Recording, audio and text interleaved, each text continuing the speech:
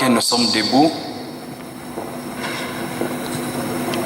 nous allons nous humilier pour écouter la parole de Dieu.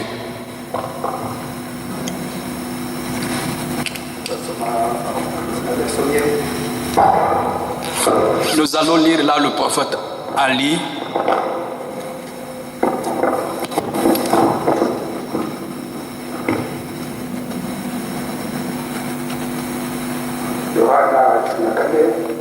Jean 14.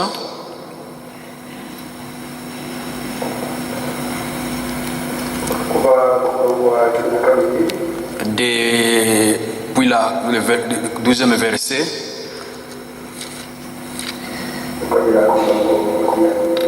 jusqu'au verset 20.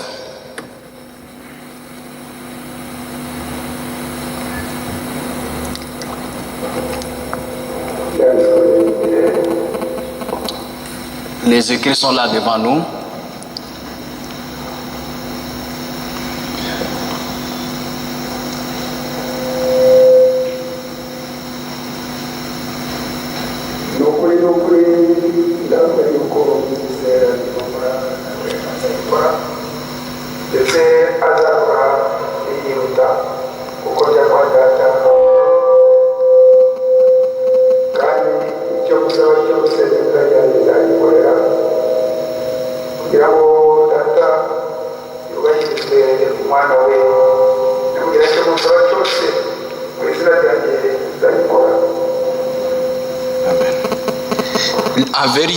En vérité, je vous le dis, celui qui croit en moi fera aussi les œuvres que je fais.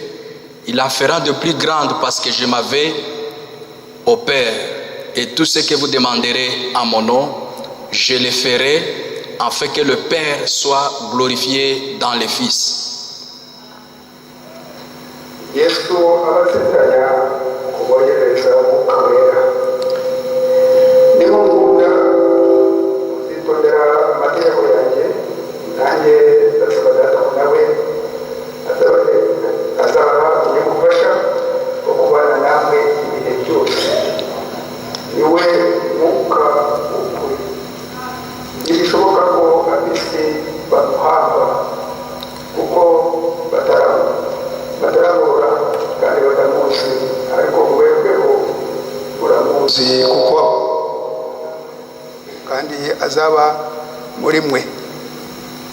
Si vous m'aimez, gardez mes commandements, et moi je prierai le Père, il vous donnera un autre consolateur, afin qu'il demeure éternellement avec vous. L'esprit de vérité que le monde ne peut recevoir, parce qu'il ne le voit point et ne le connaît point. Mais vous, vous le connaissez, car il demeure avec vous, et il sera en vous. ahubwo nzaza aho muri hasigaye umwanya muto abisi babe bakimbona ariko mwebweho muzambona kuko ndiho namwe muzabaho uwo munsi muzamenya ko ndi muri data namwe mukaba muri nje nanjye nkaba muri mwe. Je ne vous laisserai pas orphelin, je viendrai à vous. Encore un peu de temps et le monde ne me verra plus. Mais vous me verrez car je vis et vous vivrez aussi. Nous te remercions, notre Seigneur Jésus-Christ. Tu nous as assistés pour venir dans ce tabernacle, Seigneur. Pour que nous puissions te louer, Seigneur. Pour t'adorer. Mais dans tout cela, l'essentiel est que nous puissions écouter ta parole. Que tu puisses écouter à travers nous, Seigneur. Que cela nous change, ô Dieu Tout-Puissant.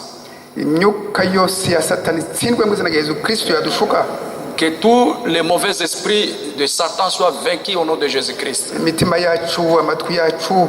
Que nos cœurs et nos oreilles yumve neza iri jambo manyagasani mwuka wera agiye kuza watugezeho mana. Qu'il puisse vraiment écouter ce que l'Esprit va dire à l'Église, Seigneur.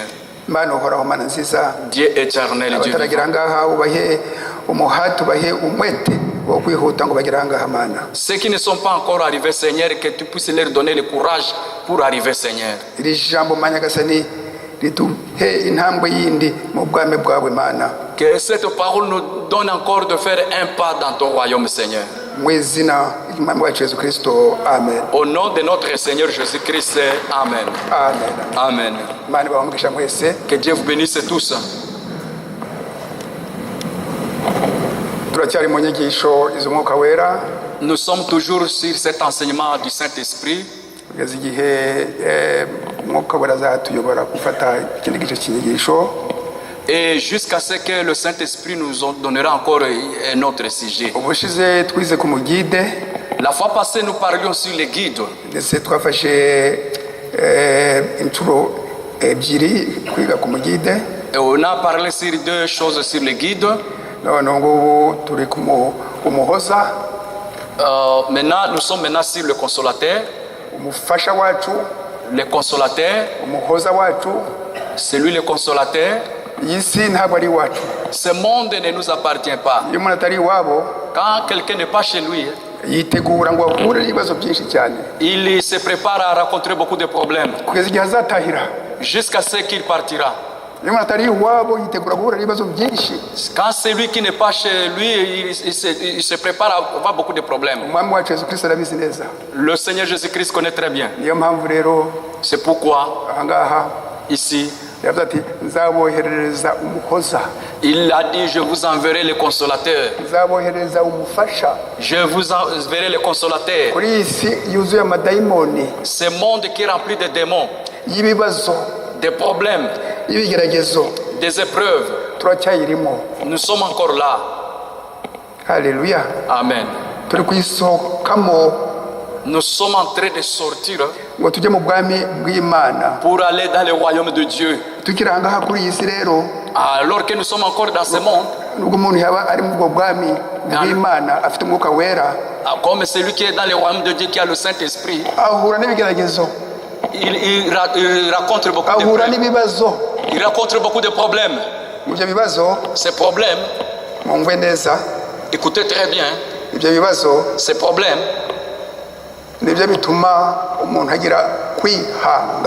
c'est ce qui amène quelqu'un à avoir la patience.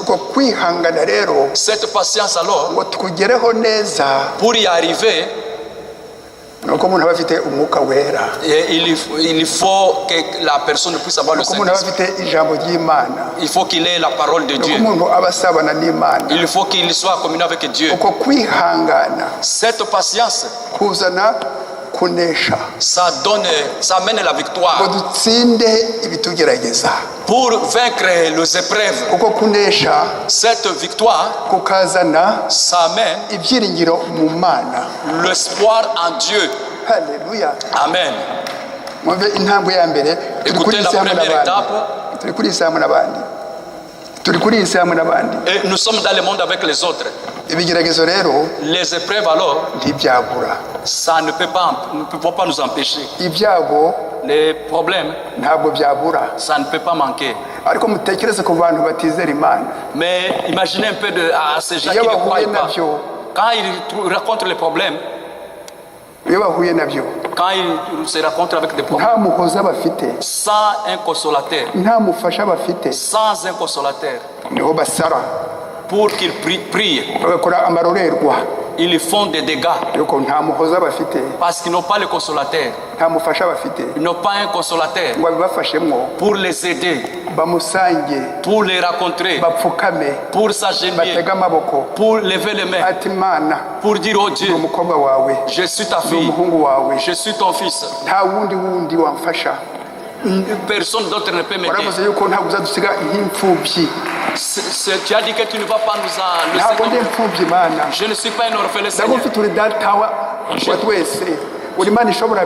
Tu es le Dieu Tout-Puissant. Je ne suis pas un orphelin. Alléluia. Amen. Et c'est ce qu'on va voir alors. Et pour que le Saint-Esprit puisse nous aider, et moi, pour que nous puissions écouter vraiment ce consolateur. pour vaincre ce qui nous ugire ukwihangana éprouve, gutunganye pour qu'il nous donne une patience parfaite, dutere indi ntambwe yindi tugire kunesha ibitugerageza pour faire un pas pour vaincre les épreuves, tugire ibyiringiro byo kubona n'Imana yacu iteka ryose. pour avoir l'espoir de vivre éternellement avec Dieu. Haleluya. Amen. Ni iby'ingenzi cyane. C'est très important. Yesu Kristo abwira intumwa ze akavuga ati Jésus, nzaboherereza umuhoza, Jésus a dit que je vais vous envoyer le consolateur. ntabwo nzabasiga nk'imfubyi. Il ne vous laissera pas orphelin. Nuko azi neza C'est parce qu'il sait très bien iyi si ce monde y'umwanzi Satani du monde du diable ushuka abantu, qui séduisent les gens. abantu bagata umutwe neza bakiheba yuko nta muhoza bafite. Et les gens sont là sans un consolateur. aba ari ibibazo biteye ubwoba. Ce sont des grands problèmes. Reka dusome umuhanuzi. Nous allons lire les prophètes. Ubutumwa ntabwo ari ubw'umuhanuzi, Le message du prophète. ubutumwa ntabwo ari ubw'umuhanuzi, nibyo imyizerere yacu. Le message, c'est ce que le prophète a prêché, c'est notre croyance. Ni ubutumwa bw'Imana nzima bw'Umwami Yesu Kristo yanyujije mu muhanuzi. C'est le message du Seigneur Jésus-Christ qu'il a fait passer à travers son messager. Yanyujije mu muhanuzi ngo abutuzanire natwe. Il a fait passer ça à travers son messager. Itariki 11 z'ukwezi kwa gatandatu, itariki 11 z'ukwezi kwa gatandatu, Le 11 juin 1933, en 1933, ariko batiza umuntu wa 17 umugezi alors qu'il baptisait la 17e personne sur la rivière Ohio, ndawuzi uwo mugezi je connais la rivière à Kisu. mugari cyane kurusha na Nyabarongo ngiye, ariko batiza Et pendant qu'il baptisait, inkingi y'umucyo iva mu ijuru, une colonne de lumière est descendue du ciel. abantu barayibona, Les gens l'ont vu. ijwi rivamo ryiza cyane, hari abantu magana. Une voix audible a retenti devant des centaines de gens. Ati uko nohereje Yohana umubatiza Et disant, comme j'ai envoyé Jean-Baptiste gutegura kuza kwanjye kwa mbere, pour préparer ma première venue, nawe ndakohereje n'ubutumwa toi aussi je t'envoie avec un message gutegura kuza kwanjye kwa kabiri. pour préparer ma seconde venue. Haleluya. Amen. Umuhanuzi baravuga ati njyewe icyanezeza no guhaba ubusabane bw'abantu b'abizera n'Imana bakavuka bundi bushya. Le prophète dit, ce qui pourra me réjouir, c'est de voir une communion parfaite entre Dieu et les hommes, et que les hommes soient nés de nouveau. Ngo abo bantu bitegure kuzabana n'Imana iteka ryose. Et que ces gens se préparent à vivre éternellement avec Dieu. Ati ngicyo icyifuzo cyanjye. C'est ça mon désir. Haleluya. Amen. Nanjye mwene data Barinda, Et moi, le frère Balinda, umugaragu w'Imana, serviteur de Dieu, nicyo cyifuzo cyanjye kugira ngo twese c'est ça mon désir, amaso yacu atumbire umwami wacu Yesu Kristo. que nos yeux soient fixés sur le Seigneur Jésus-Christ, Ubwo turi mu gihe cy'umwuka wera, puisse nous lier avec le Saint-Esprit. turi mu gihe cy'umwuka wera. Nous sommes au temps du Saint-Esprit, Uwo mwuka wera abe umugide wacu, pour que le Saint-Esprit soit notre guide, uwo mwuka wera abe umuhoza wacu, abe umufasha wacu, que le Saint-Esprit soit notre consolateur, kugeza igihe umwami Yesu Kristo azamanuka ngo tuzamure ngo tubane nawe. jusqu'à ce que notre Seigneur Jésus-Christ nous enlèvera pour être avec lui. Uzasarurwa mbere, Celui qui quittera le monde avant, azapfe apfiriye muri Yesu Kristo, agende yemye. et celui qui mourra, qui nous meurt en Jésus-Christ, vraiment tête haute, agende yemye, tête haute, uko tubisoma mu byahishuwe igice cya 14 umurongo wa 13. comme nous les lisons dans Apocalypse chapitre 14, verset 13. Ibyahishuwe igice cya 14 umurongo wa 13. Apocalypse 14, verset 13, Reka nsome. que je lis. Uyo ni Yohana wanditse, numva ijwi rivugira mu ijuru rimbwira riti Apocalypse 14:13. Numva ijwi rivugira mu ijuru rimbwira riti andika uti uhereye none hahirwa abapfa bapfira mu mwami wacu. Umwuka nawe aravuga ati ye ngo baruhuke imihati yabo kuko imirimo yabo ijyanye nabo ibakurikiye. Et j'entendis du ciel une voix qui disait, écrit, heureux dès à présent les morts qui meurent dans le Seigneur. Oui, dit l'Esprit, en fait qu'ils se reposent de leurs travaux, car leurs œuvres les suivent. Alléluia. Amen. Tujye mu butumwa bwatwoherejwe bunyujijwe mu muhanuzi. Allons dans le message qui a été prêché par le prophète. Vous voyez, il y a beaucoup de paragraphes. Et beaucoup de paragraphes.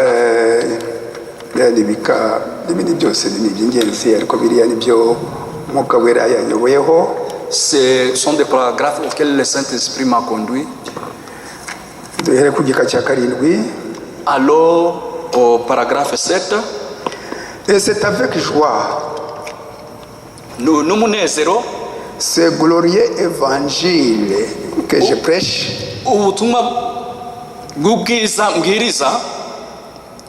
Et dans lequel je crois donc.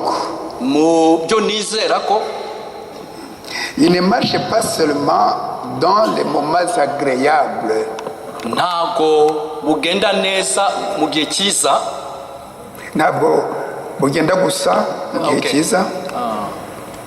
Il ne marche pas seulement dans les moments agréables. Il marche aussi dans les moments difficiles. Alléluia. Ari bihe byiza, ari bihe bigoranye, ari bibazo, tubugumemo, tubukunde, tubushikameho. Amen. Alléluia. Amen.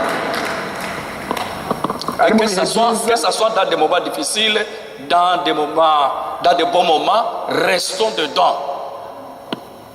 Restons dedans. Tubugumemo. Restons dedans. C'est ce que dit le prophète.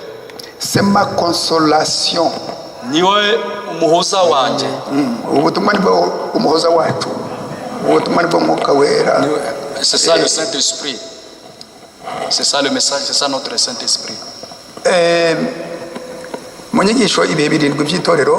Dans l'enseignement d'exposé de cet âge de l'église. Cya gitabo nkunda kubereka. Le livre là que j'aime vous montrer. Ku rupapuro 149. Ujye mwandika mapuro. Ku rupapuro 149.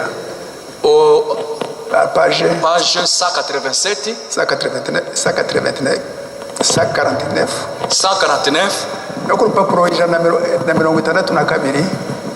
Et à la page 162. Umuhanuzi ko yanditse Imana imuvugiyemo aravuga ati ikigaragaza ko umuntu afite umwuka wera. Là le prophète dit ce qui caractérise quelqu'un qui a le Saint-Esprit. No kwakira ubutumwa ubw'igihe cye. C'est de recevoir le message de son temps. N'umuyoboro wo kubona umwuka wera kwakira ubutumwa ubw'igihe cyawe. C'est le canal là pour recevoir le message de son temps. Ukabugumaho ntubuveho ntubutatire. Tu restes dedans sans quitter.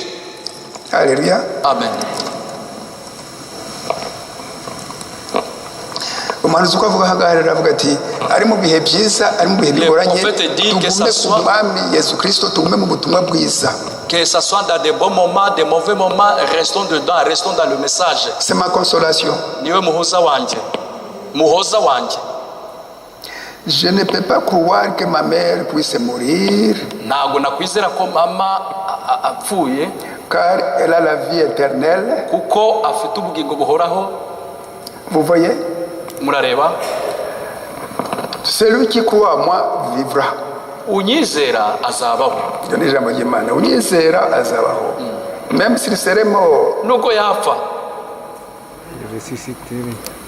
Quiconque vit et croit en moi ne mourra jamais. Uriho akanyizera azabaho iteka ryose ntago azapfa. Urupfu la mort mu by'umwuka no gutandukana n'Imana.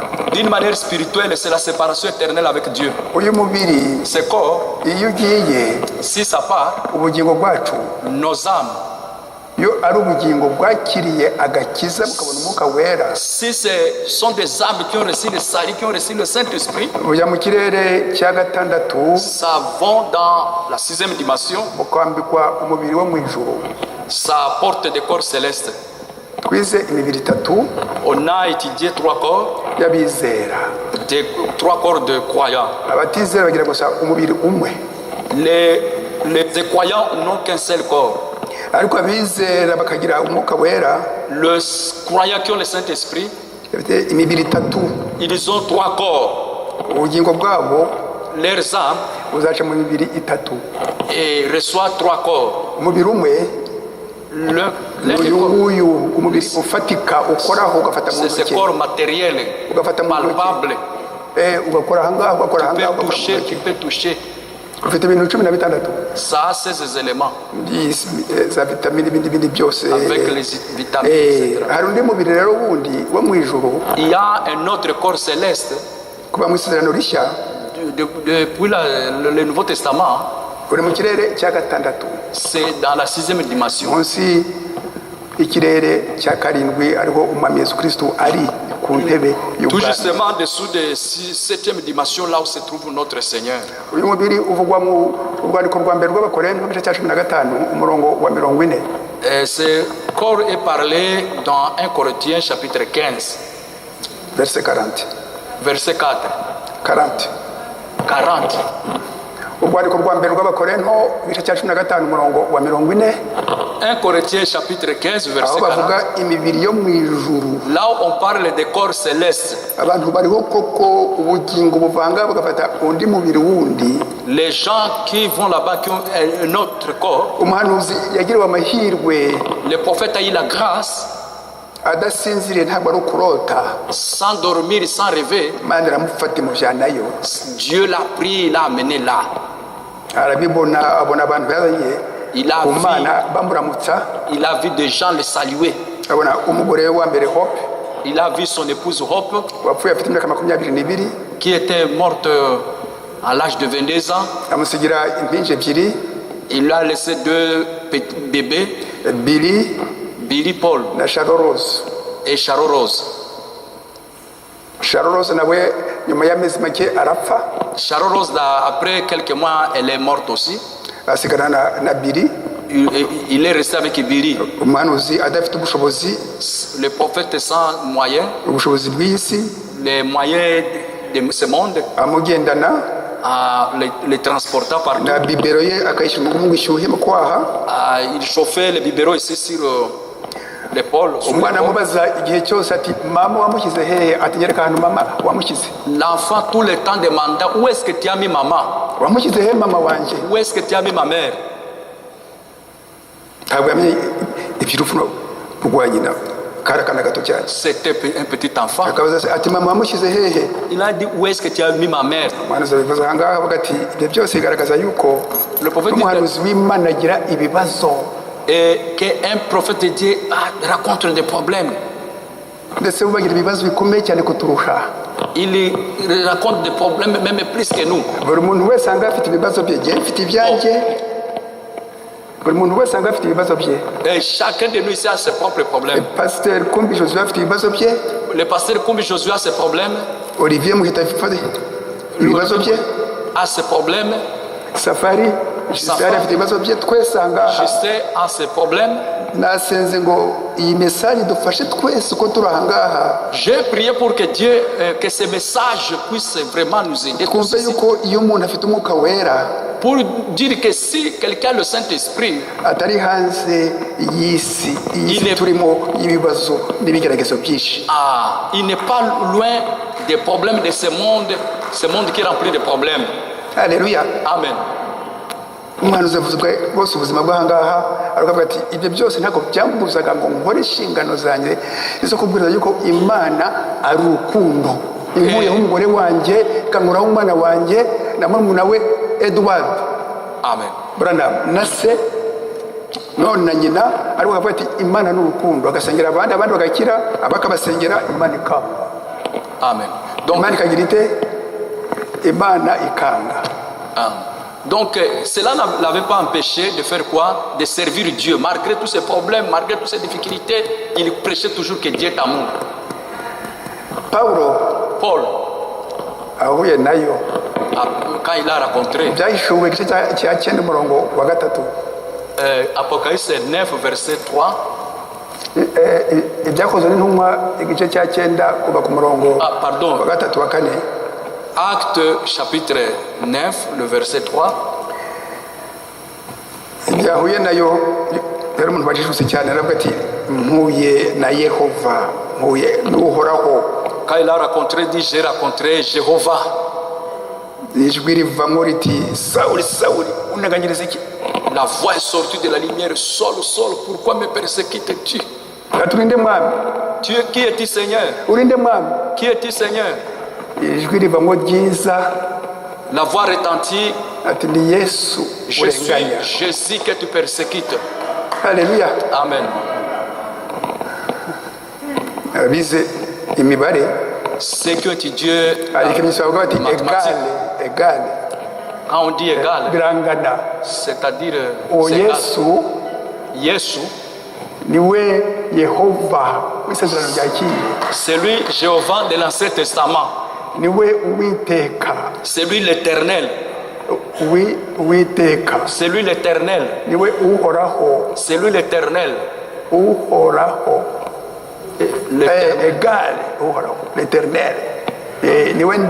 C'est lui le je suis. Alléluia. Amen. Le Seigneur Jésus-Christ l'a soutenu, l'a enseigné.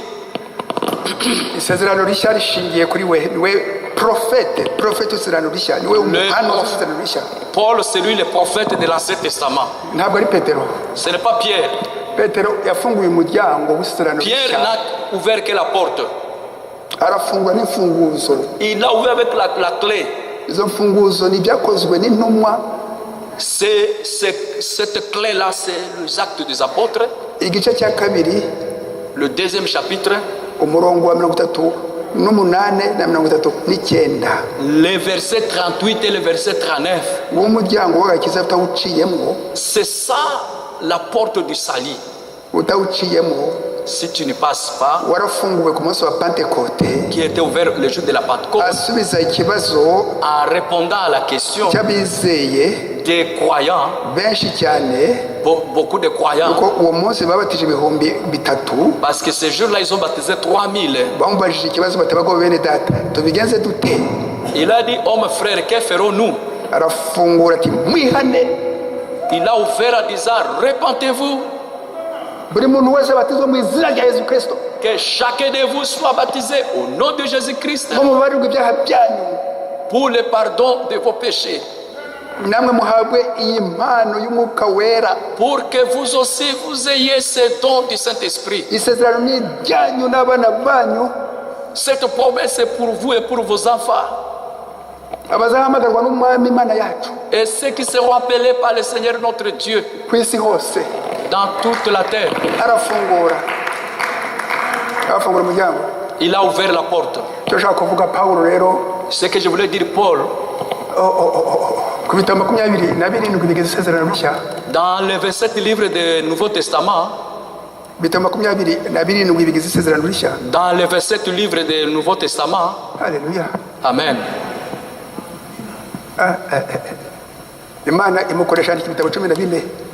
Il a écrit 14 livres. 14 livres. Alléluia. Amen.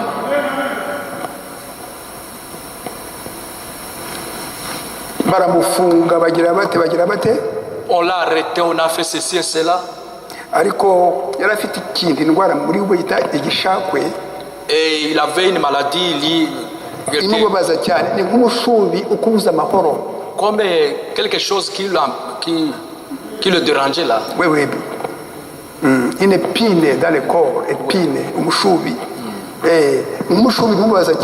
comme une épine qui le faisait vraiment très mal. ariko atari ko mana ko n'umugaragu wawe ko gukorera ijoro n'amanywa ko nsenga mana wafasha. Il disait, oh Seigneur, Seigneur, je suis ton enfant, pourquoi tu ne me guéris pas? Reka turebe igisubizo cy'Imana. Écoutons la réponse de Dieu. Urwandiko rwa kabiri rw'Abakorinto, Des secondes épîtres de Paul, Abakorinto, urwandiko rwa kabiri rw'Abakorinto, seconde épître de Paul aux Corinthiens, tuhasome igice cya 12, tuhashakishe twashakisha nanjye, chapitre 17. twumve igisubizo cy'Imana. Écoutons la réponse de Dieu. Igice cya 12 umurongo wa 7 n'umurongo wa 8. Chapitre combien? Chapitre 12. Igice cya 12. Chapitre 12, umurongo wa 7 n'umurongo wa 8. versets 7 et 8. Kandi kugira ngo ne guterwa no kwishyira hejuru, ko gusa umugaragu w'Imana kurenze ibikwiriye, ni uko nahishuriwe ibikomeye cyane, nicyo cyatumye mpabwa igishakwe cyo mu mubiri, ari cyo ntumwa ya Satani yo kunkubita ibipfunsi no kwishyira hejuru kurenza ibikwiriye. Et pour que je ne sois pas enflé d'orgueil à cause de l'excellence de ces révélations, il m'a mis une écharde dans la chair, un ange de Satan, pour me souffleter et m'empêcher de m'enorgueillir. Mwumve umurongo wa 8 kugira ngo dutege amatwi. Kuri icyo kintu ninginze umwami wacu gatatu ngo kimvemo, ariko arampakanira ati ubuntu bwanjye buraguhagije. Amen. Kuko aho intege nke ziri ariho imbaraga zanjye zuzura. Haleluya. Amen, amen. 3 fois j'ai prié le Seigneur de l'éloigner de moi. Il m'a dit, ma grâce te suffit, car ma puissance s'accomplit dans la faiblesse. Amen. Aranyangira ati ubuntu bwanjye agakiza ufite. Il dit, le salut que tu as, inatosha, ça suffit. birahagije. Amen. Iby'umubiri Imana ntabwo byumubiri se niki. Tout ça, Iby'umubiri nikira. l'argent c'est quoi? L'argent c'est quoi? Le matériel c'est quoi? Muri Matayo igice cya 6 kuva ku murongo wa 1. Dans Matthieu 6 verset 1er, ukagenda kugera ku murongo wa 33. au verset 33, uturutse ku murongo wa 1. en quittant le premier verset, Matayo igice cya 6. Matthieu 6, Ntimukiganyire. il dit, ne vous affligez pas. Ntimukiganyire. Ne vous affligez pas. Ntimukiganyire. Ne vous souciez Ako pas. twasoma hose ariko Matayo 6:33 ngo dushake ubwami bw'Imana n'ubukiranutsi bwabwo. Cherchez premièrement le royaume de Dieu, sa justice. Dushake ubwami bw'Imana n'ubukiranutsi bwabwo. Cherchons le royaume de Dieu et sa justice. Ibindi byose ni nyongera. Et les autres ne feront que Ibyo compléter. kurya, Le imyenda, manger, le boire, ubuzima bwiza, iki bonne vie, etc. ni nyongera. Ce ne sont que des choses qui viennent. Kwe kwiganyira dupfukame dusenge, Prions plutôt. twisuzume turebe ibyo byago dufite. Regardons ces problèmes que nous avons, Haleluya. Ibyo byago dufite ces malédictions que nous avons. niba ari ibigeragezo S'ils sont des problèmes, cyangwa niba ari ibihano, voyons ces malédictions que nous avons, si ce sont des punitions de Dieu ou bien ce sont des épreuves. niba ari ibihano cyangwa niba ari ibigeragezo. Si ce sont des Niba ari punitions, ibihano twikosore si dusenge c'est une Imana. punition, corrigeons-nous. Niba ari ibihano twikosore. Que nous puissions nous corriger alors si ce sont des Haleluya. Abaheburayo 12. Hébreux chapitre 12. Reka tuhasome Abaheburayo Lisons. 12. Turasoma gusa 20. Et on va lire seulement des versets. Hébreux 12. Umurongo wa 6 n'umurongo wa 7. Hébreux chapitre 12, le verset 7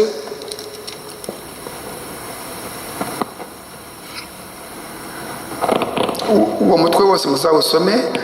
Et vous allez lire à la maison tous les chapitres. Kwihanganira ibitugerageza dukurikije icyitegererezo cya Kristo. Persévérance au milieu des épreuves à l'exemple de Jésus-Christ. Umurongo wa gatandatu. Le verset 6. Kuko uwo Uwiteka kunze ari we ahana. Car le Seigneur châtie celui qu'il aime. Kandi akubita ikiboko abo yemera byose ko ari abana be. Amen. Il frappe de la verge tout ce qu'il reconnaît pour ses fils.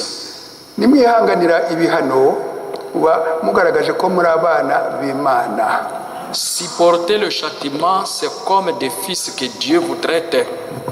Turi kuri iyi si yuzuye ibibazo, yuzuye ibigeragezo, yuzuye akaga. Nous sommes dans le monde, il y a beaucoup de problèmes, beaucoup de preuves. Twegere umuhoza wacu. Approchez notre consolateur. Twegere ijambo ry'Imana. Approchez la parole de Dieu. Twegere amasengesho mu dusabane n'Imana. Approchons la prière pour communier avec Dieu. Twegere Imana yacu. Approchons notre Dieu. Alléluia. Umuhoza wacu. C'est lui notre consolateur. Abisi nta muhoza bagira. Les mondains, les gens du monde n'ont pas de consolateur. Umuhoza wabo ninde? Leur consolateur c'est qui? Ibiyobyabwenge. C'est le chanvre. Ibiyobyabwenge. Les drogues. Les drogues, les chanvres, tout. Ahura n'ibibazo akagenda akanywa Il fume, il boit la bière. Urumogi sinakubwira n'ibindi. Les chanvres, etc. Ariko n'iby'igihe gito. Mais c'est pour peu de temps. Iyo bimushizemo n'ubundi arongera ibibazo bikamugarukamo. Si cet effet-là le quitte, ça revient encore. Kubita hasi ndashize Vraiment, je suis dépassé. Arashize yuko nta muhoza afite. Mais il n'a pas de consolateur. Arashize pe. Il est. Ati ndashize. Imukimpambye. Je suis mort, fini. Je suis mort. N'est pas moyen de m'enterrer. Même mon cadavre. C'est vrai. Il n'a pas un consolateur. Continuons. Ariko ngaha umuhaza afite yuko afite icyizere yuko ku gice cya 16 yuko il y a 30 ans j'ai baptisé ma propre mère au nom du Seigneur Jésus-Christ dans la rivière. Pardon.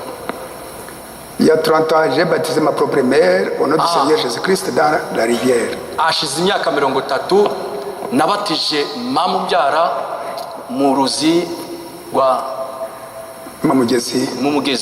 Donc angavuga ati nibura njye nawe atajya ahantu heza kandi bazabonana. Et pour montrer que sa mère est partie dans un bon endroit. Igika cya 20 au paragraphe 20. Et lorsque vous arriverez à la fin de la route, igihe muzagera ku iherezo y'urugendo rwanyu, j'espère que vous n'essayerez jamais d'y arriver sans être né de nouveau. Ndizera ko muzahagera mwavutse bwa kabiri. Mutazahagera mutaravuka bwa kabiri. Nizeye ko mutazahagera mutari mwavuka bwa kabiri. Amen. C'est un petit paragraphe. Et lorsque vous arriverez à la fin de la route, j'espère que vous n'essayerez jamais d'y arriver sans être né de nouveau. Alléluia.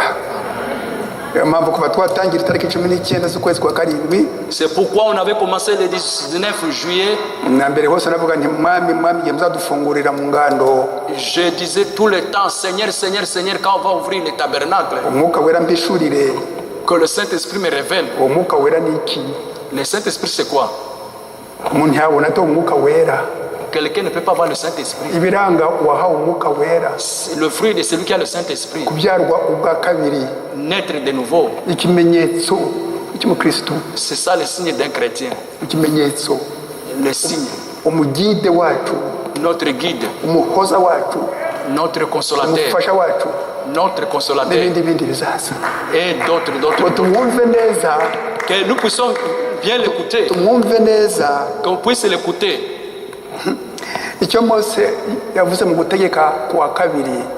Là où Moïse a dit dans le Deutéronome,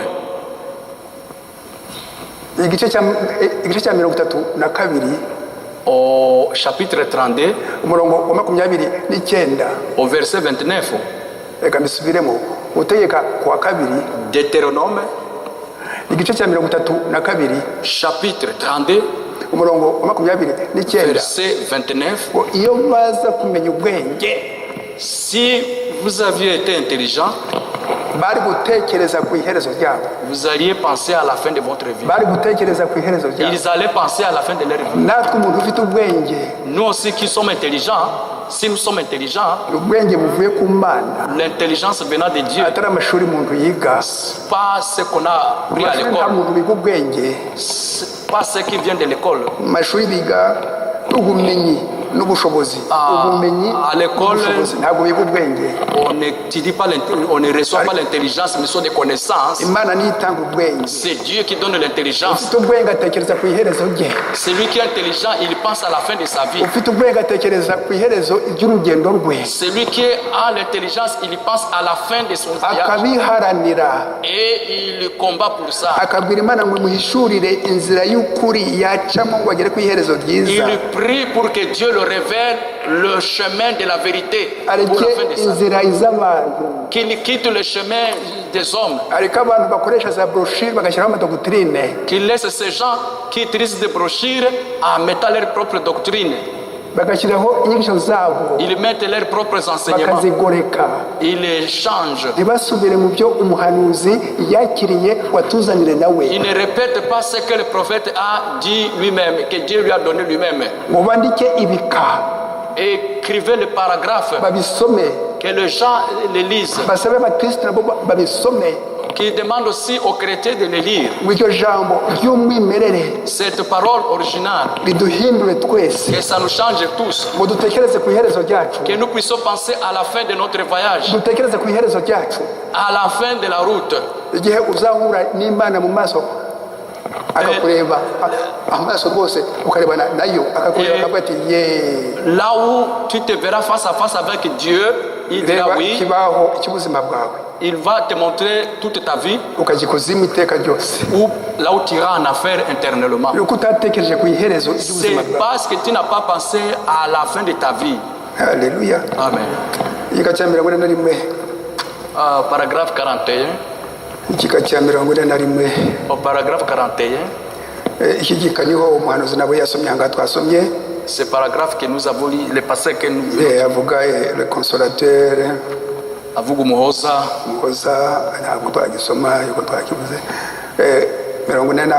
46, paragraphe 46.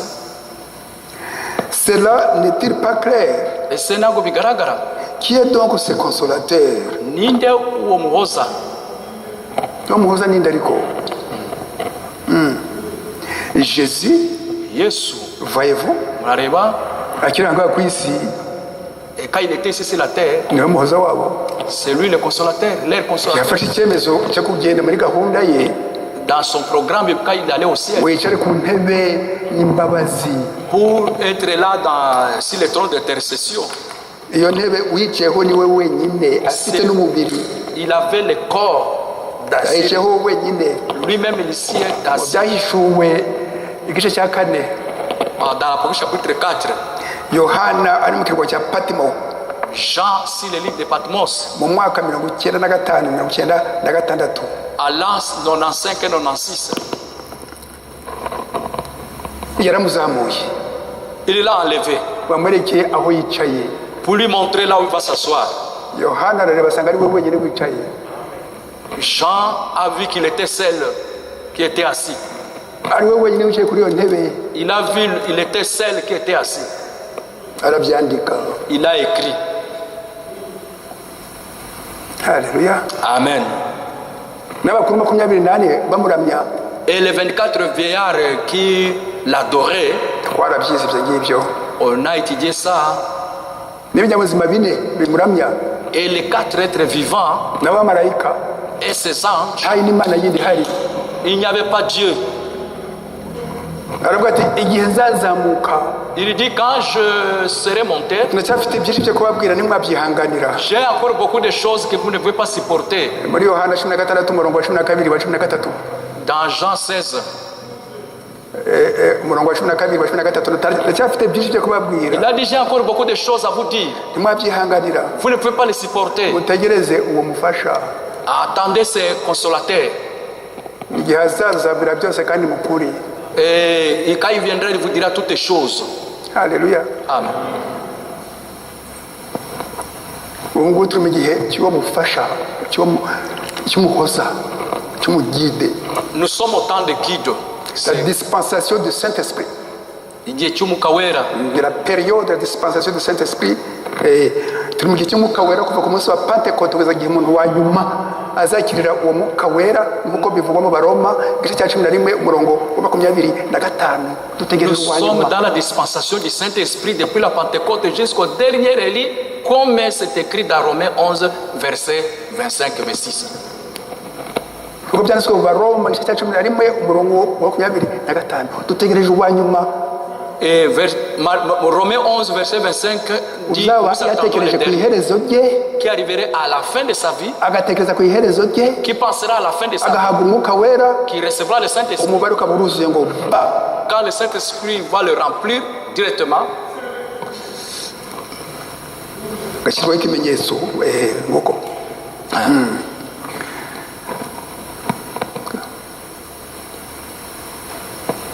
Ahangaha rero umuhanuzi aravuga ati igihe cya Yesu yari Yesu ariko ngo turi mu gihe cy'umwuka wera, l'esprit de vérité, umwuka w'ukuri. Aravuga ati l'esprit de vérité que le monde ne peut pas recevoir. umwuka w'ukuri abisi batashobora kwakira. Il ne le connaît pas. Ntago bamuzi. Bari muri cacaca.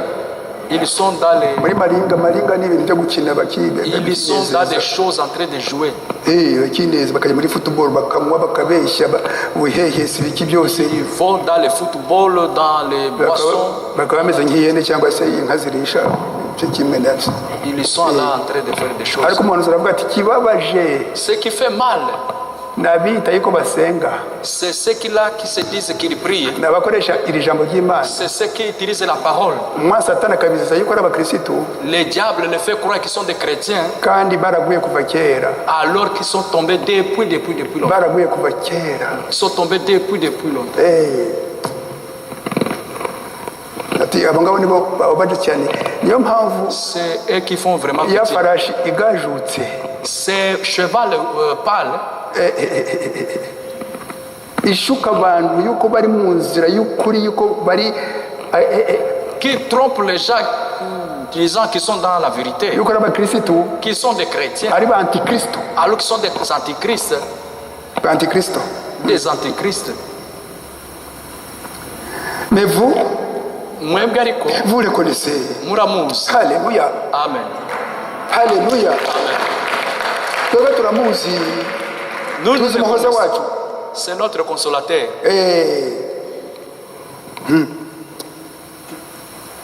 Il est avec nous. Ari kumwe natwe, Il demeure en nous. atuye muri twe, Haleluya. agumana natwe. Agumana natwe. Ari muri twe, agumana natwe nk'uko Pawulo yabihishukiwe kuva icyo gihe. Depuis ce temps-là, comme Paul l'a dit, Urwandiko yandikiye abakorinto le Pitre aux Corinthiens, igice cya 3 chapitre 3, umurongo wa 16 verset 16, uturi ubuturo bw'umwuka wera. que nous sommes le temple du Saint-Esprit. Abisubiramo hirya Il a répété encore ailleurs, mu rwandiko rwa mbere rw'abakorinto dans 1 Corinthiens, igice cya 6 umurongo wa 19 chapitre 6, verset 19, uturi ubuturo bw'umwuka wera wavuye ku Mana. nous sommes le temple du Saint-Esprit de Dieu. Tube ubuturo, Que nous soyons le temple, ubuturo bw'umuhoza. le temple des consolateurs. Il demeure en nous. Atuye muri twe. Umurongo wa 48 Paragraphe 48. igice cya 48. Si nous pouvions seulement regarder autour de nous Nitushobora gusa kureba ku mpande zacu, ku ruhande rwacu, et compter de bonnes choses qu'il nous a accordé, tukabara ibintu byiza yaduhaye, nous n'en finirons pas. ntago twabirangiza. Comptez les bonnes choses, comptez ibintu byiza imigisha y'Imana dufite. ibyiza Imana yaduhaye. Et si vous étiez sans Dieu, none ibaze iyo waza kuba utafite Imana, sans Dieu, udafite amaso, sans nez, udafite amazuru, sans bouche, nta munwa, sans pied, nta maguru, nta birenge, ariko n'ibindi. ikintu cyiza La meilleure chose twese dufite ahangaha que nous avons ici, no kwakira iyi message, ubutumwa bwiza, c'est recevoir le message de l'heure, ngo tubone ubutumwa buvuye ku mwami wacu Yesu Kristo, recevoir ce message venant de notre Seigneur Jésus-Christ, ubutumwa bw'urukundo. ce message d'amour. Ntacyo turusha abandi bari ahangaha hanze, On ne dépasse pas ceux qui sont ici à l'extérieur ngo twakire urwo rukundo. pour recevoir cet amour.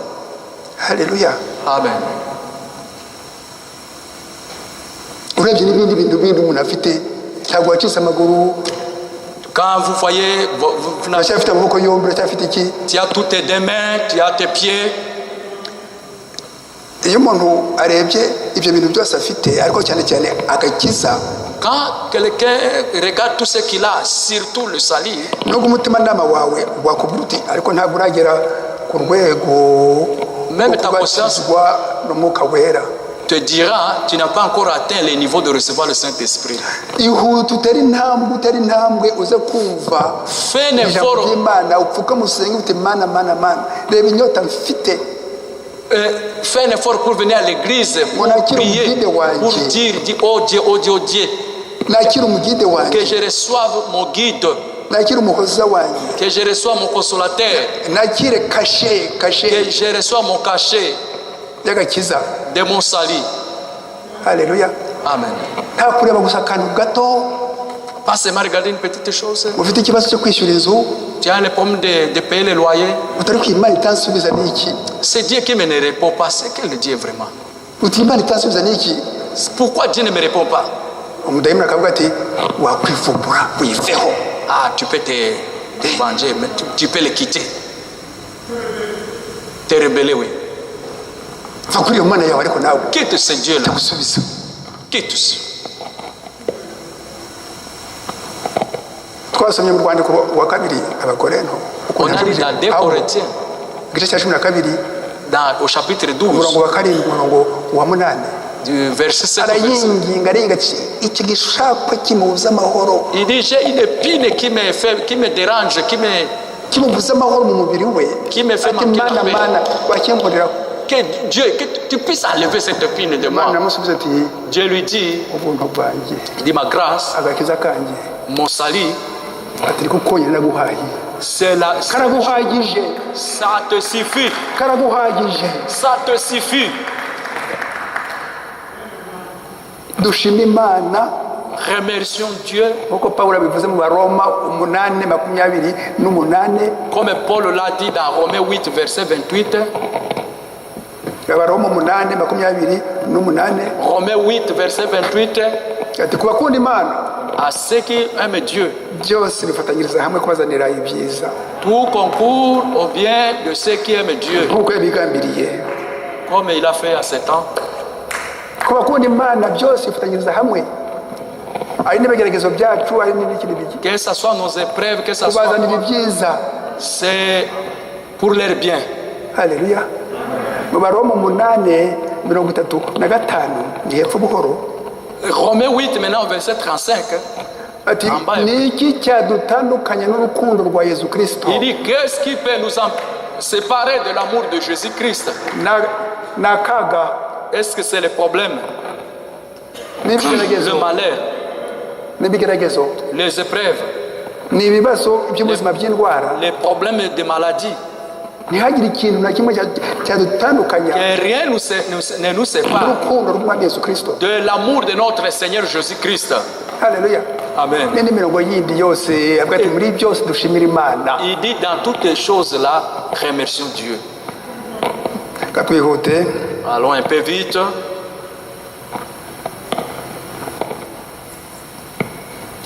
igika cya 49 au paragraphe 49.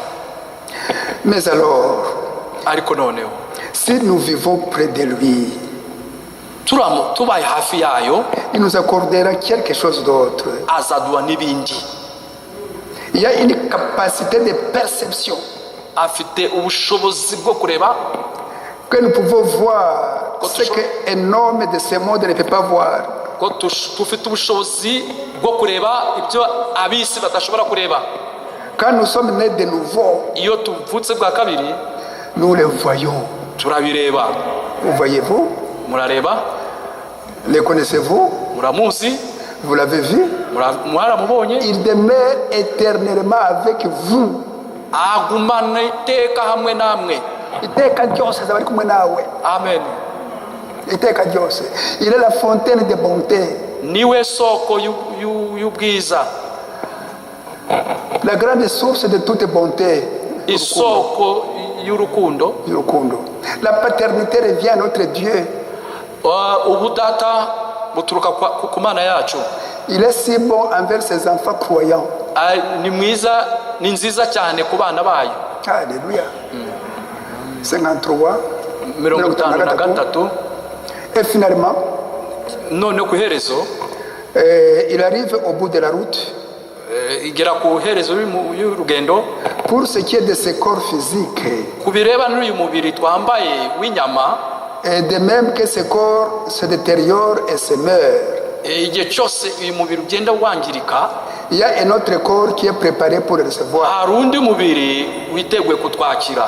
Dès que cette âme qui est en nous maintenant Mu gihe ubugingo buri muri twe s'en va, bugenda, cet esprit quitte le corps, uwo mwuka ukava mu mubiri, il entre dans un autre corps, yinjira mu wundi mubiri, un corps jeune, umubiri mutoya, bon, mwiza, meilleur, qui ne peut plus vieillir udashobora gusaza, et qui ne peut plus mourir. udashobora ndetse no gupfa. Oh, comment Dieu est bon. Oh, kanga Imana ni nziza. Alléluia. Amen, amen. Amen. Uyu mubiri wacu ugeze ku iherezo. Ce corps arrivé à la fin. Abandi bareba uyu mubiri Les gens regardent ce corps waremwe mu itangiriro igice cya kabiri umurongo wa 7. qui est créé dans Genèse 2, verset 7. Itangiriro igice cya kabiri umurongo wa 7. Genèse 2, verset 7. Ariko mbere Imana yaremye umuntu. D'abord, Dieu avait créé un homme, Umugabo n'umugore. l'homme et la femme, Badafite uyu mubiri. sans ce corps. Biri mu itangiriro igice cya mbere umurongo wa 27. C'est dans Genèse 1er, verset 27. Mu itangiriro igice cya kabiri umurongo wa 7 irabihuza Imana, ihuza wa muntu barinda mwene so barinda ari imbere. Et le vrai frère Balinda, il est à l'intérieur. Ubugingo bwanjye buri imbere. Mon âme est à l'intérieur. Uyu mubiri ni igikoresho. Ce corps n'est qu'un instrument. Ni igihe gitabo mfite ahangaha. C'est comme ce livre ici. Nagishyira ahangaha uko ushaka. Je peux le mettre ici comme je Umuntu veux. ufite umwuka wera rero, Celui qui a le Saint-Esprit, uwo mwuka wera le Saint-Esprit, akoresha uyu mubiri neza nk'uko umuntu akoresha amawanga akayatereka hariya akayatereka hariya. ça utilise comme je peux utiliser le flair ou n'importe quoi. Iyo udafite umwuka wera rero amadayimoni akoresha uyu mubiri. Si tu n'as pas le Saint-Esprit, le démon utilise ce corps. Birumvikana ariko Est-ce que vous comprenez? iyo ugeze rero ku iherezo hariya Quand tu vois à la fin maintenant ry'urugendo rwawe de ta vie kuri iyi si, dans ce monde, umwizera un croyant, uyu mubiri urasigara. ce corps reste. Muri ako gasegonda gato bwa bugingo bwakiriye umwuka wera bugahabwa ikaze bukambikwa umubiri wo mu ijuru. Dans peu de temps, quand ce corps reçoit le Saint-Esprit, uyu mubiri wakira uyu mubiri ujya hasi mu gitaka ugahambwa. ce corps ce corps physique descend sous la terre, ariko ubugingo buri imbere mais l'âme qui est à l'intérieur, muri iyo segonda dans peu de secondes, bwakirwa n'Imana nzima ikabuha umubiri wo mu ijuru. c'est reçu par le Dieu vivant et ça reçoit un corps céleste. Very good. Ariko umubiri ufite umwuka wera, Mais le corps qui a le Saint-Esprit, ubugingo bufite umwuka wera gusa L'âme qui a le uhabwa uwo mubiri wo mu ijuru. il n'y a que l'âme qui a le Saint-Esprit qui reçoit ce corps céleste. Utarakiye umwuka wera Celui qui n'a pas le Saint-Esprit, ujya kuzimu ukarimbuka. tu vas en enfer, tu es perdu. Haleluya. Amen. Ku iherezo Mose avuga mu gutegeka kwa kabiri igice cya 32 bijya mureka nyaboneka iyo mirongo mukayandika mukasoma. S'il vous plaît, écrivez souvent ces passages. Gutegeka kwa kabiri igice cya 32 Dans Deutéronome chapitre 2, verset 32, igice cya 32 umurongo wa 29.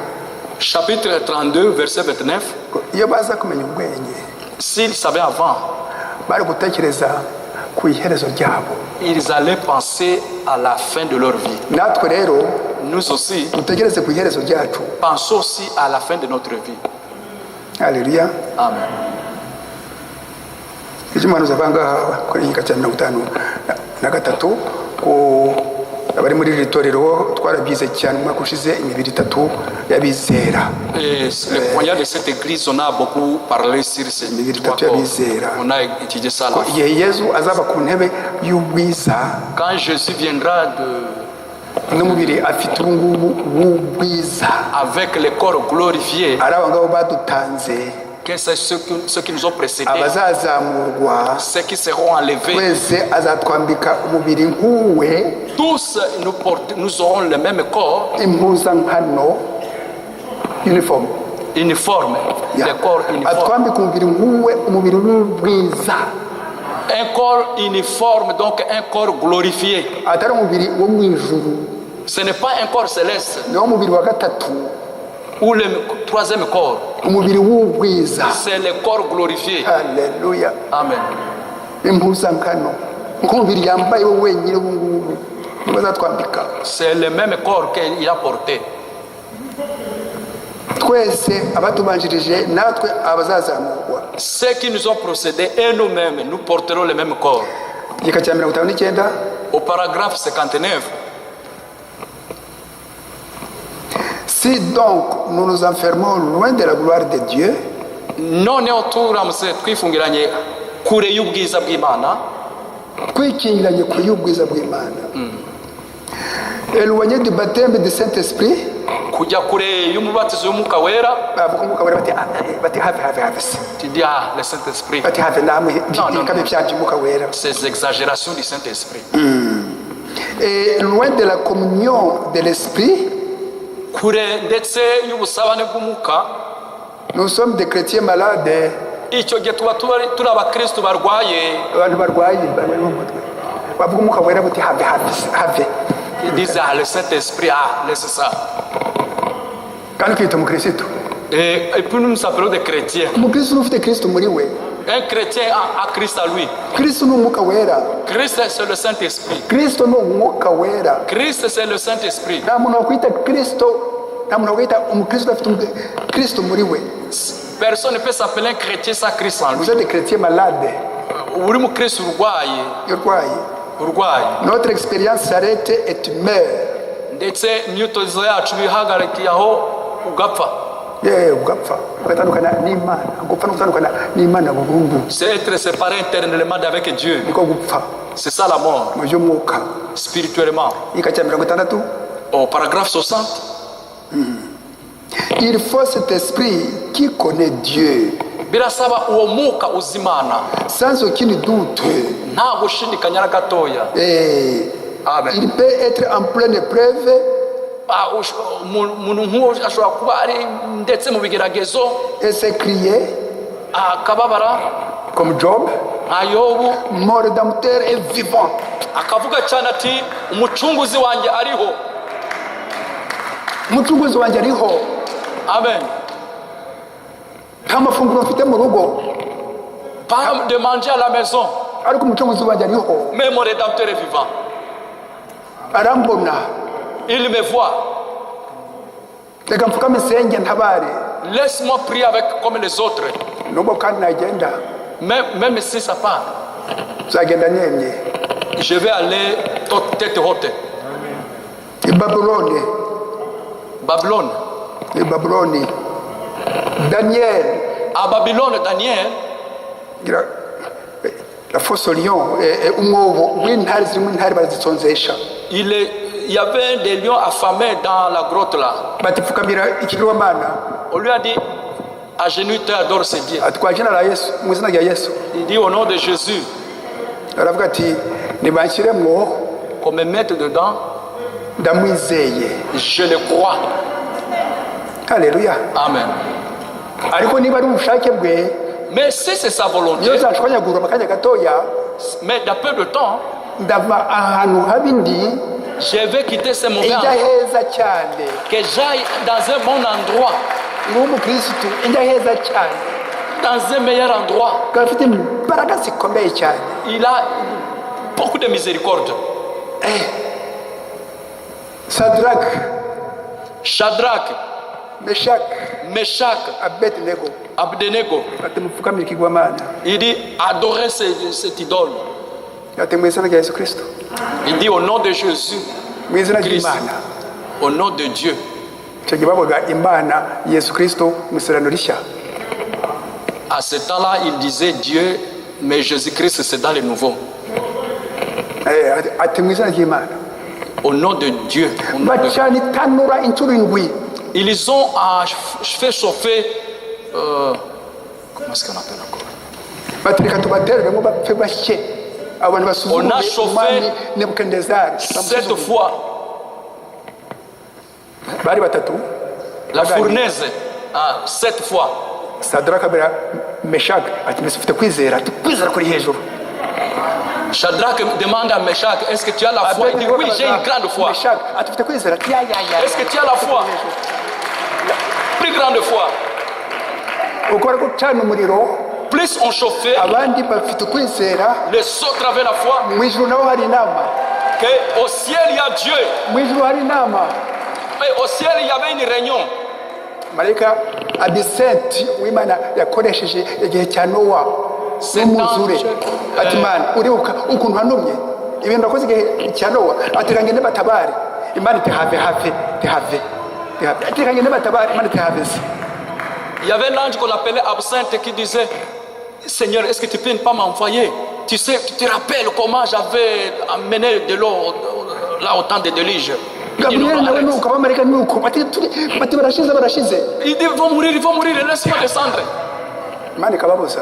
Dieu, Ifite umugambi wo kubatabara yonyine. Izibatabara yonyine. il voulait que lui-même puisse venir les secourir. Igihe babafasha batereyemo, Quand on les a jetés à l'intérieur, basangamo Imana nzima ihagazemo. Dieu lui-même est descendu au milieu d'eux. Ababatereyemo barapfa. Ababatereye bafuta bazunguza Ceux qui ont barapfa. jeté, ils étaient morts. Abandi bakoramo ari bataraga. Les autres étaient sauvés. Haleluya. Amen. Umuhoza Les consolateurs. Imana yacu nzima. Notre Dieu est vivant. Mwene data mushiki wanjye ufite ikibazo icyo ari cyo cyose, Mon frère, ma soeur, toi qui as n'importe quel problème, fukamwa usenge Imana nzima. lève-toi, prie Dieu vivant, le Dieu vivant. Imana irakuruhura. Dieu va te consoler. Irakuruhura. Il va te reposer. Ugire kwizera gutunganye gusa. Et seulement la foi parfaite.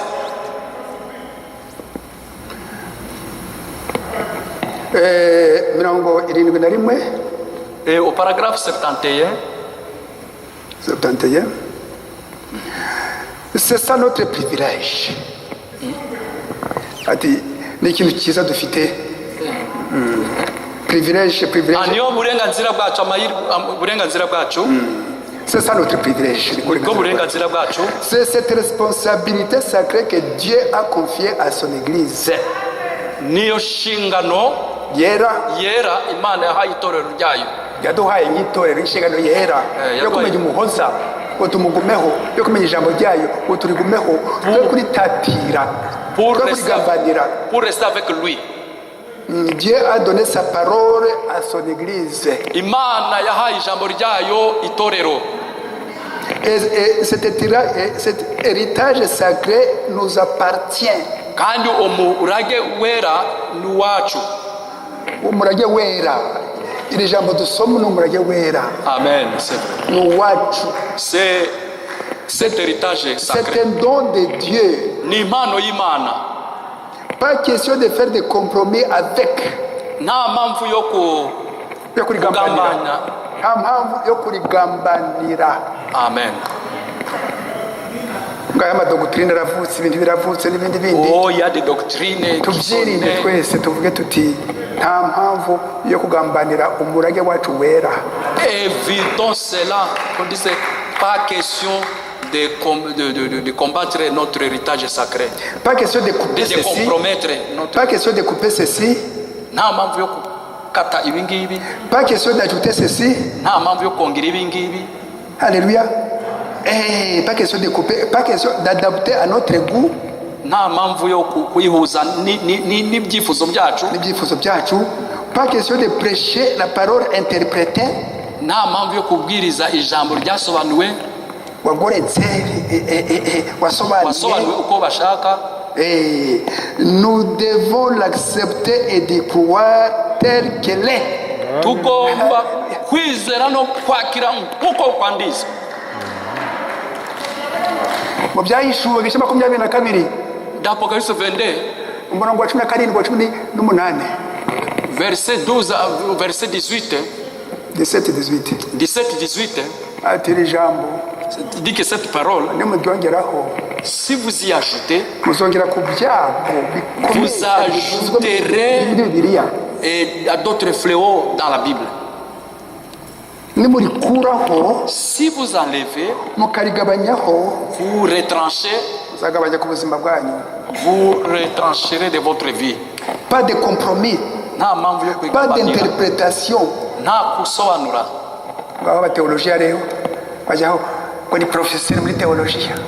Des théologiens qui disent oh, moi je suis professeur en théologie. Tu es professeur dans détournement des choses de Dieu. Very good. Très bien. Dans le détournement des choses. Oh, moi je suis docteur en théologie. Tu détournes. Toi,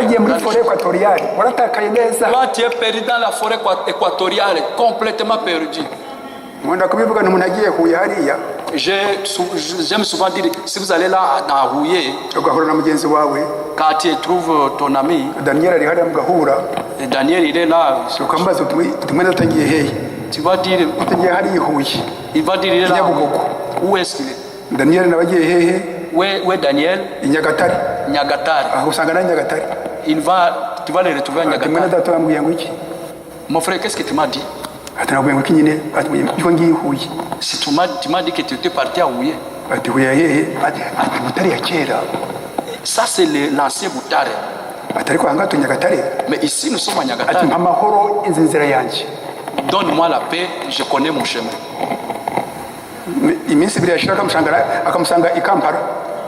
Après 2 jours, vous les retrouverez à Kampala.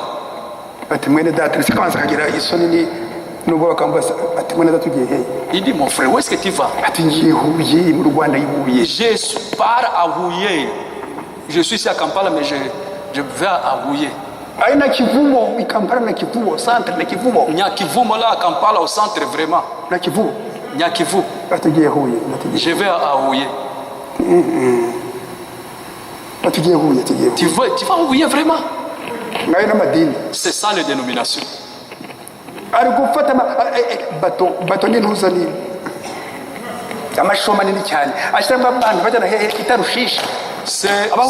grand bateau qui remplit les gens pour les amener à Tarsis. Pour les faire. On les remplit. Ils vont se retrouver à Rouillé. kubera za théologie kubera za théologie en étudiant les théologies.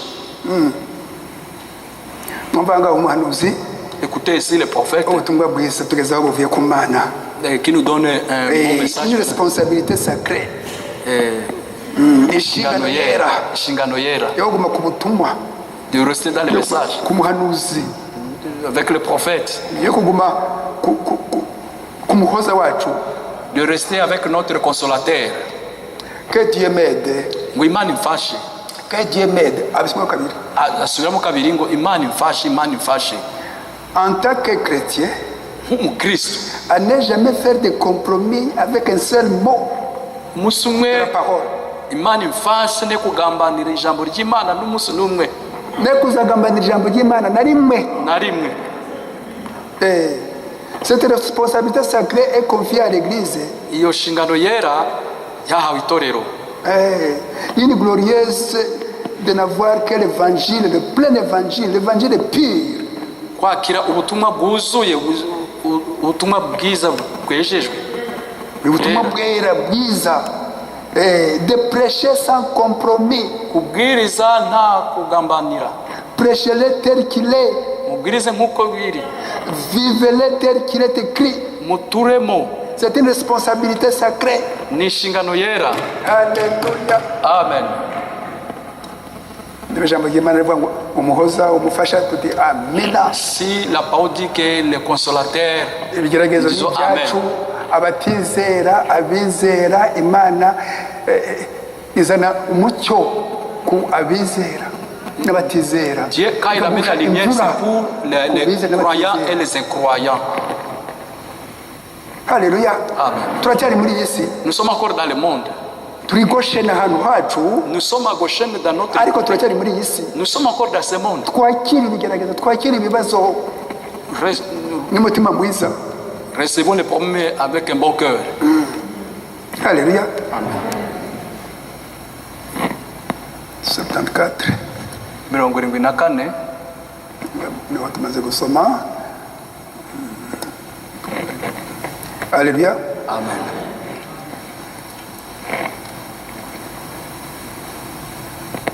Ibigeragezo rero Ces épreuves alors, n'ibigeragezo tugomba kwemera iyo umuntu afite umwuka wera. ce sont des épreuves que nous pouvons accepter quand nous avons le Saint-Esprit. Tuzakomeza, On continuera. ariko ndagira ngo basomere mu kugirwa umwana ni ibice bine. Je voudrais vous lire l'adoption, 4e partie. Twarabyize cyane ahangaha. On a beaucoup étudié ici Uno umuntu agirwa umwana. l'adoption. Abaroma 8:14. Romains chapitre 14. 8:14. Abaroma igice cya 8 umurongo wa 14. Romains 8:14. Kugirwa umwana koko Il dit un enfant vraiment, ni ukwakira umwuka wera, c'est recevoir le ni Saint-Esprit. ukuvuka bundi bushya. C'est naître de nouveau. Imana rero Dieu vraiment, ibigeragezo ngo irebe koko niba umuntu afite umwuka wera. il éprouve que c'est lui qui a le Saint-Esprit. Niba utakwivumbura ngo usubire Si muri tu iyi ne si, peux pas te rebeller, le quitter. niba utakwivumbura ngo usubire muri iyi si, Si tu ne peux pas te rebeller, rentrer dans le reka monde. musubire gusa igika kimwe Je vais vous lire seulement un seul paragraphe. dusoze. On termine par là. Ikiga cyadufashije Et dans le paragraphe qui nous a beaucoup aidé, njyewe n'abagenzi banjye n'abashiki banjye, moi avec mes amis, mes nongere frères, ngisome bambabarire. je vais les lire, pardonnez-moi. Iyo umuntu afite umwuka wera, Celui qui a le Saint-Esprit, ibigeragezo bimuzaho cyane ndetse kurusha n'abandi bandi. et celui qui a le Saint-Esprit est Ngo très barebe- éprouvé, très ngo barebe éprouvé. ubukure bwawe, maturité, barebe ubukure bwawe, Pour voir vraiment ta maturité, barebe ubukure bwawe. pour voir vraiment ta maturité. Mu gice cya gatatu kugirwa troisième. umwana, igice cya gatatu, L'adoption, 3e partie. reka turebe imirongo gusa ibiri. Voyons seulement 2 paragraphes. 185 n'Ijana na 186. Paragraphe 185 et 186. Ni igice cya gatatu, kugira umwana, igice cya gatatu. Adoption, 3e partie. Oh, c'est mon fils, Oh, ni umwana wanje, c'est mon garçon. ni umuhungu wanje. Eh bien, Trouves-tu qu'il a atteint sa pleine maturité? yageze mu bukure. Mbese afite ubukure koko? Uwo mwana wanjye afite ubukure? Ese afite ubukure? Afite umwuka wera ariko acyadandabirana. Il est encore ballotté. Cyadandabirana afite umwuka wera. Mbese afite ubukure? Est-ce qu'il a la maturité? Reka turebe niba afite ubukure. Oui, assurément. Yego no. Dit le Saint-Esprit. Uko umwuka wera avuze. Umwuka wera arashubije ku mwanya wawe. Ku mwanya wanjye arashubije. Amen. Dit assurément. Umwuka wera arashubije. Qui répond à ma place, à ta place. Adafite ubukure. Il a la maturité. Ati byerekane noneho rero. Il dit prouve-le maintenant. Byerekane. Montrez maintenant. Je l'ai mis à l'épreuve. Namugerageje. Oh là là, je l'ai éprouvé ici. Namugerageje hariya. Je l'ai éprouvé là-bas. Namugerageje hino na hariya. Je l'ai ravagé par la maladie. Namuteye uburwayi. Namuteje indwara.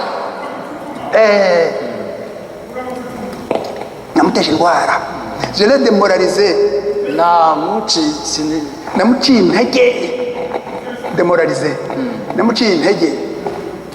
Je l'ai piétiné. Namukandagiye. Naramukandagiye. Namukandagiye. Naramukanyuze. N'indwara n'ibibazo n'ibiki. Je l'ai piétiné. Namukandagiye. J'ai laissé le diable lui faire tout ce qu'il pouvait. Narekuye Satani ngo amukore icyo ashaka cyose. Namurekeye Satani ngo amukore icyo ashatse cyose. Bamututume. Il s'est relevé. Igihe cyose yahagurukaga. Il est venu quand même. Amen. Tu vois? Il s'est relevé. Yarahagurutse. Je l'ai rendu malade. Namuteye uburwayi ararwara. J'ai fait ceci. Je l'ai envoyé à l'hôpital. Namujyana ndetse ku bitaro. Je l'ai amené ici. Namuzanya hariya. J'ai fait ceci et j'ai fait cela. Nakoze bino na biriya. J'ai monté sa femme contre lui. Natumye umugore we amuhindukira. Namuteje umugore we cyangwa se umugabo we. J'ai monté ses voisins contre lui. Namuteje abaturanye be. J'ai tout monté. Nakoze byose. Ça n'a absolument rien changé. Ntacyo byamuhinduyeho. Alléluia. Amen. Amen, amen. Ntacyo byamutwaye. Ça ne l'a pas changé. Ntacyo byamutwaye. Nta kintu cyamuhinduyeho. Ça ne l'a pas changé. Atahubwo aransubiza, il a dit, yasubije ati, qu'il me tue, nubwo yanyica, j'espérais quand même en lui. Nzakomeza kumwiringira. Nubwo yanyica, nzamugumaho, nzamwizera. Même s'il me tue, je le servirai, j'espérerai encore en lui. J'ai tué sa famille. Nishe umuryango we. Nishe umuryango we. J'ai tué sa famille. Nishe umuryango we. J'ai pris ceci. Nafashe ibi. J'ai fait ceci. Nakoze ibi. J'ai tout fait. Nakoze byose. Encore là, il s'est relevé. Ariko ntabwo byamubuje guhaguruka. Qu'il me tue, je le servirai quand même. Yanyica nzakomeza kumukorera. Il est à moi. Ari muri nge. Amen, amen. Qu'il me tue, je resterai avec lui. Yanyica nzamukorera. Abayishe uyu mubiri. Abayishe uyu mubiri. Il tue seulement ce corps. Ariko ubugingo buri imbere. L'âme en burasimbuka. Ça saute. Buri imbere burasimbuka. L'âme en intérieur ça saute. Haleluya. Amen. Burasimbuka bukamusanga bukajya ahantu heza heza heza. Ça saute, ça va dans un amagambo yakoreshwa werekana ubwiza bwaho. Il n'y a pas de mots pour exprimer cet endroit. On a dit la fois passée dans la brèche de cet âge et de cet essor, dans ces brèches-là, dans le page 106, paragraphe 32, 312, et il n'y a pas de mots yagaragaza akababaro abantu batazi Imana batamenye Imana badafite umwuka wera pour exprimer le malheur qui arrivera à ceux qui ne connaissent pas Dieu. nta magambo ahari Il n'y a pas de mots yagaragaza umunezero pour exprimer la joie. aho bantu bazara muri uyu mubiri iyi envelope iri koti Les gens qui quitteront cette enveloppe, ces vestes, ngo basanga umwami Yesu Kristo pour retrouver le Seigneur Jésus-Christ, abambike umubiri wo mu ijuru pour les habiller de corps glorifiés, le corps du ciel le corps du ciel, mbere yuko bambika umubiri w'ubwiza avant de leur habiller le corps glorifié, ngo babane nawe iteka ryose pour vivre éternellement. haleluya Amen. urumva umwuka wera Vous voyez le Saint-Esprit, aratureka il nous laisse, tukamera nka Jobu nous sommes comme Job, nous tukamera nka Jobu devenons comme Job. yobu Job, Imana iramwihorera Dieu le laisse. Satani iramukubita ye Le diable a vraiment amukorera frappé. ibyamfura mbi Il a fait vraiment de ariko bonnes bêtises. akomeza agumana n'Imana Il s'est attaché à son Dieu. ati morede mutere viva ati umucunguzi wanjye ariho Il dit, mon rédempteur est vivant. umucunguzi wanjye ariho Mon rédempteur est vivant. ntako namuvaho Je ne peux pas le quitter. mwene data mushiki wanjye Mon frère, ma soeur, natwe biba imvugo yacu même nous aussi, natwe biba imvugo yacu et que nous aussi, que ce soit nos paroles, intego yacu que ce soit nos motifs, intego yacu ikintu umuntu ageraho rwose umuntu yifuza kugereho l'objectif à atteindre. umwami wanjye ni muzima Mon rédempteur est vivant. uyu mubiri nibwo wahura n'ibigeragezo ibyo ari byo byose Même si ce corps retrouve n'importe quelle épreuve, zamugumaho je resterai, je m'attacherai à lui. kandi bahumugisha Que Dieu vous bénisse. kandi bahumugisha Que Dieu vous bénisse. Que Dieu vous bénisse. kandi bahaguruke Nous allons nous tenir debout.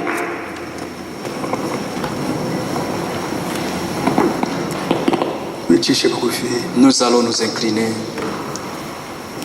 turagushimira umwami wacu Yesu Kristo Nous te remercions, notre Seigneur Jésus-Christ, kuri iyi nyigisho ma nyagasani pour cet enseignement, Seigneur Jésus-Christ, tugaragariza umuhoza wacu mana pour nous montrer notre consolateur, umufasha wacu mana notre consolateur. iyi si ntabwo ari iyacu mana Ce monde ne nous appartient pas, Seigneur. iyi si ni iy'umwanzi Satani mana C'est le monde du diable. n'uwakiriye umwuka wera Et celui qui a reçu le Saint-Esprit, aracyari kuri iyi si mana il est encore dans ce monde. ibigeragezo ari byinshi cyane Les épreuves sont nombreuses. ariko reka tuvuge tuti nta cyadutandukanya nawe Laisse-nous dire, Seigneur, rien ne peut nous séparer de toi. nta kintu cyadutandukanya nawe Il n'y a rien qui peut nous séparer de toi. kandi ku bakiriye umuhoza Pour ceux qui ont reçu le consolateur, arabahoza koko il souffre vraiment. arabahoza Il les console. ntabwo tumeze nk'abapagani batizera Nous ne sommes pas comme des païens qui ne croient pas. iyo bahuye n'ibigeragezo bikomeye Quand ils sont en face des épreuves, bakata umutwe ils perdent la tête. bagenda bakaraguza bagacunisha Ils vont chez les féticheurs, etc. bagafata ibiyobyabwenge Ils prennent des chanvres, des drogues. abandi bagasara Les autres tombent complètement fous. mana uhora mu mana nziza Dieu merveilleux, umuhoza wacu umwuka wera ijambo ryawe notre consolateur qui est le Saint-Esprit, ahoze umwana wese urahangaha mana qu'il console chaque enfant de Dieu qui se trouve ici. amugenderera muhoze mana Qu'il le visite, qu'il le console. amwereke mana nyagasani yuko imbere hari ibyiringiro byiza cyane byo kubana nawe iteka ryose Qu'il le montre vraiment qu'il y a un bon espoir d'être avec Dieu. ku bibazo iby'isi iby'umubiri Pour ari le iby'igihe gito problème de ce monde, ô Seigneur, ari iby'igihe gito c'est pour peu de temps ariko ko dufite ibyiringiro byo kubana n'umwami wacu Yesu Kristo qu'il y iteka a ryose l'espoir d'être avec notre Seigneur Jésus-Christ. mana uhoraho mana nziza Dieu merveilleux, Dieu tout-puissant. mwami Yesu Kristo ukiri ngaha kuri iyi si waravuze uti abarushye n'abaremerewe musange mbaruhure Quand tu étais ici, tu as dit que abarushye ceux qui sont n'abaremerewe chargés, fatigués, qui viennent me n'uyu trouver. munsi mana nyagasani Même aujourd'hui, Seigneur, ubwoko bwawe twese aha ngaha mana nyagasani ton peuple, nous tous, Seigneur, ici, uturuhure mana que tu uduhoze nous mana reposes, Seigneur. nta wundi mana nyagasani Que ce soit ton fils, Seigneur. waduhoza Il n'y a rien, personne qui peut ni nous wowe consoler. wenyine mana C'est toi seul, Seigneur. mana uhoraho mana nziza Dieu m'est réveillé de tout. tweretse abana bawe mana Je nyagasani te montre tes enfants. abarwaye mana Le malade, ayo Seigneur. madayimoni y'indwara atsindwe mu izina rya Yesu Kristo. Quelle maladie, de mots de maladie soit vaincu au nom de Jésus-Christ. abafite ibibazo by'ubushomeri, Que les gens qui ont des problèmes de chômage, abafite ibibazo byo kwishyura amazu, des problèmes de location, iby'amafunguro, de la nourriture, abafite ibibazo byo gucika intege mu ijambo ryawe, ceux qui se découragent à cause de ta parole. mana uhoraho mana nziza Dieu m'est réveillé, Dieu Tout-Puissant. ubasange mana nyagasani wahe imbaraga zawe, Rencontre-les avec ta puissance, ariko bumve yuko qu'ils sachent que ijambo ryawe ridusaba dushaka ubwami bwawe n'ubukiranutsi ta bwabwo. parole nous demande d'abord de chercher ton royaume. Ibindi byose ni inyongeramana, Et les autres ne seront que des choses qui izo viennent. nyongeramana nyagasani Oh uziduhe Dieu mana, Tout-Puissant, fais cela. mana uhoraho mana nziza Dieu merveilleux, Dieu Tout-Puissant. kira amashimwe yacu mana nyagasani kuri iri jambo. Reçois nos remerciements, ô Dieu Tout-Puissant. Ntabwo turirangije mana, ntabwo turangije iyi nyigisho mana, On n'a pas fini cet enseignement. udutegure mana nyagasani ku cyumweru gitaha, Prépare-nous pour la semaine prochaine tegure imitima yacu ukuntu twakwakira umuhoza mu mitima yacu mana, pour que nous puissions préparer à recevoir le consolateur dans notre cœur. mana uhoraho mana nziza Dieu merveilleux, Dieu Tout-Puissant. akira amashimwe yacu mana, Reçois nos mu remerciements. izina rya Yesu Au Kristo, nom de Jésus-Christ. amen, Amen. amen, Amen. amen. Mana bahumugisha mwese, mana bahumugisha. Que Dieu vous bénisse. Tugeze mu mwanya w'amatangazo. On est arrivé maintenant au moment de communiquer, de donner des communiqués. Itangazo rya mbere nk'uko musanzwe mubizi no gushimira Imana. La première communiqué, c'est d'abord remercier Dieu. Imana yadushoboje ngo tugere aha ngaha. Dieu nous a aidés d'être ici. Imana yatweretse ubutumwa umwuka wera yatugejejeho uyu munsi. Dieu nous a donné le message du Saint-Esprit, que le Saint-Esprit nous a donné le message aujourd'hui, Ubutumwa umuhoza, le consolateur. ariko mwabonye ibyanditswe imbere yuko byari byinshi cyane, Vous voyez, il y avait beaucoup de citations. ariko umwuka wera niwe utuyobora, niwe mugide wacu. Le Saint-Esprit, c'est lui qui nous conduit, c'est lui notre guide. Kwihuta cyane si byiza, umuntu agenda uko umwuka wera amuyoboye. Aller vite, vite, ce n'est pas bien. Il faut laisser le Saint-Esprit conduire. Tuzakomeza On continuera. tubisengere. Prions pour cela. Nkaba mbashimiye mwese bashiki banjye na bene data, Je vous remercie tous, mes frères et sœurs. iyo muje aha ngaha. Quand vous venez ici, Ni igikorwa cyiza cyane nk'abana b'Imana. c'est une bonne chose comme les enfants de Dieu. Tuba twabisenyeye ngo dushoboze. Nous prions pour cela, pour que Dieu nous aide. Imana ibahe umugisha, Imana ibahe Que Dieu umugisha, Imana ibahe nous bénisse. umugisha. Nous bénisse. Ndashimira abagaragu b'Imana, Je remercie les serviteurs des gens de Dieu. Pasteur Olivier.